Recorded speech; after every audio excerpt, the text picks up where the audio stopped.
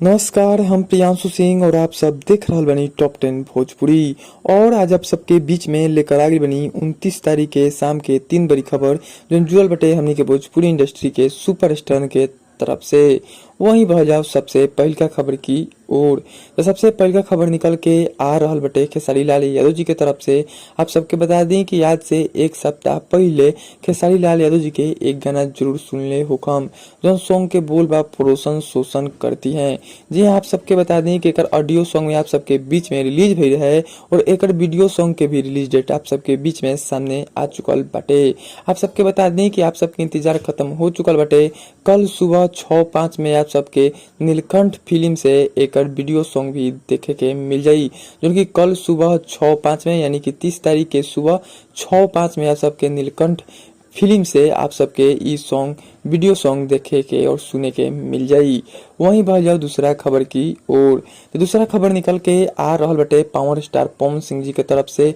आप सबके बता दें कि पावर स्टार पवन सिंह जी के इस समय आप सब एक सैड सॉन्ग के टीजर देखले होगा, जो कि बहुत ही जबरदस्त टीजर बाटे, जो कि भोजपुरी फैन लोग बहुत ही उत्साहित बन लोग ई गाना सुने खातिर। तो एकर भी आप सबके बीच में रिलीज डेट सामने आ चुकल बाटे और ई भी हो रहल बाटे कल सुबह 7 बजे आप सबके बीच में रिलीज। जी आप सबके बता दें कि कल सुबह 7 बजे यानी कि 30 तारीख के सुबह 7 बजे सारे गामा हम भोजपुरी चैनल से पावर स्टार पवन सिंह जी के वीडियो सॉन्ग हो जाई रिलीज।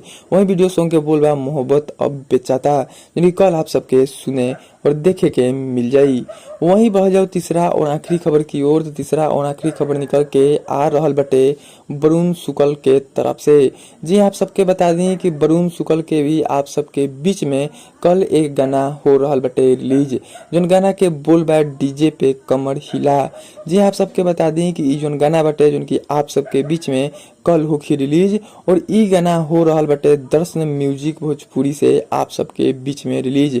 वहीं पे गीत लिखले बने धर्म गुरु, संगीत दिदर बने सत्येंद्र मौर्या और बहुत ही खूबसूरत सॉन्ग बटे। आप सब के सुनल देखल ना भूलम। कल आप सबके बीच में वरुण शुक्ल के आप सबके ई सॉन्ग सुने के मिल जाई और जैसे ई सॉन्ग आप सबके बीच में रिलीज हुई उसे हम डिस्क्रिप्शन में आप सबके लिंक दे दें और वजह से आप सब जाके वरुण शुक्ल के ई गाना डीजे पे कमर हिला गाना सुन सकत तानी जा। तो वही कमेंट बॉक्स में आप सब जरूर बताएं कि आज के शाम के तीनों खबर में से सबसे अच्छा खबर कौन सुपरस्टार के लगल। और ज्यादा से ज्यादा चैनल के सब्सक्राइब कर दी और घंटी भी दबा दी, भोजपुरी से जुड़ल छोट बड़ खबर लेकर आवत रहिला।